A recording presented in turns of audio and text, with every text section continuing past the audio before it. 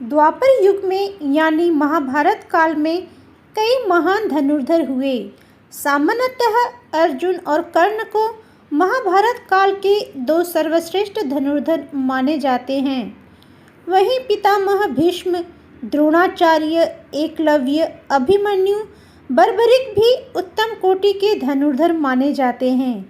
लेकिन अधिकतर लोग अब भी नहीं जानते कि महाभारत काल के सर्वश्रेष्ठ धनुर्धर कौन थे। तो चलिए हम आपको बताते हैं, पर आगे बढ़ने से पहले मैं रिक्वेस्ट करूंगी, यदि आप पौराणिक संसार पे पहली बार आए हैं या अभी तक आपने इस चैनल को सब्सक्राइब नहीं किया है तो प्लीज़ सब्सक्राइब कर लें, क्योंकि मैं इस चैनल पे इसी प्रकार के धार्मिक वीडियोज़ अपलोड करती हूँ। लक्ष्मणा मद्र देश के शक्तिशाली और प्रतापी राजा बृहस्सेन की पुत्री थी। उनको माद्री नाम से भी जाना जाता था। लक्ष्मणा अद्भुत सौंदर्य और सर्वगुणों से संपन्न थी। उनकी सुंदरता और स्वभाव की कीर्ति हजारों मीलों तक फैली हुई थी। हर राज्य के राजा और राजकुमार लक्ष्मणा के दर्शन करना चाहते थे और उनको अपनी रानी बनाना चाहते थे। मद्र राज्य में नारद मुनि का आना जाना लगा रहता था। नारद मुनि भगवान विष्णु का गुणगान गाया करते थे और उनके सौंदर्य, वीरता, धर्म कर्म के रोचक किस्सों को सुनाया करते थे।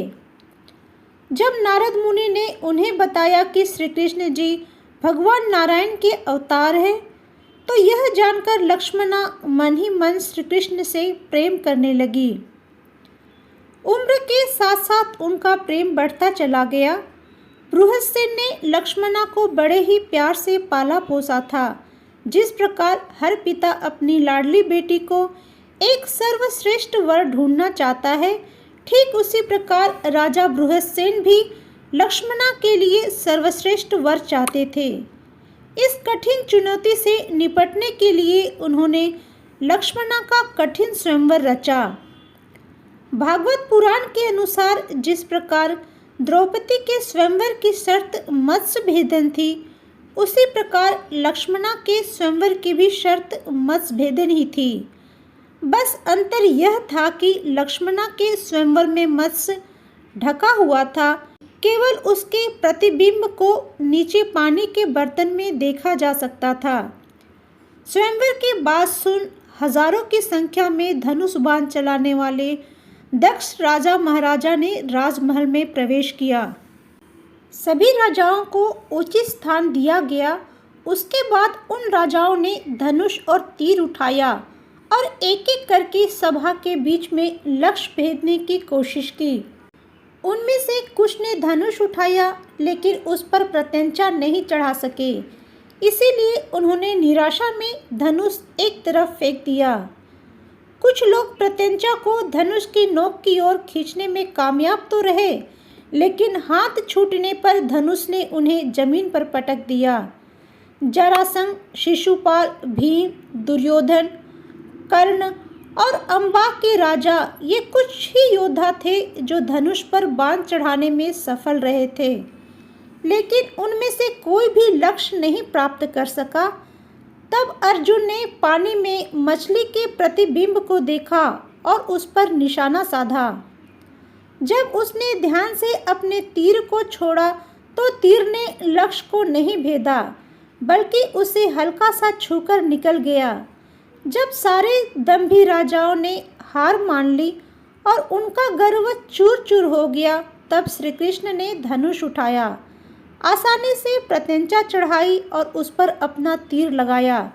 श्री कृष्ण ने मछली को केवल एक बार पानी में देखा और फिर उसे तीर से भेद कर जमीन पर ला पटका। मत्स्य भेदन करने पर ढोल नगाड़े बजने लगे और आसमान नगाड़ों की आवाज़ से गूंजने लगा।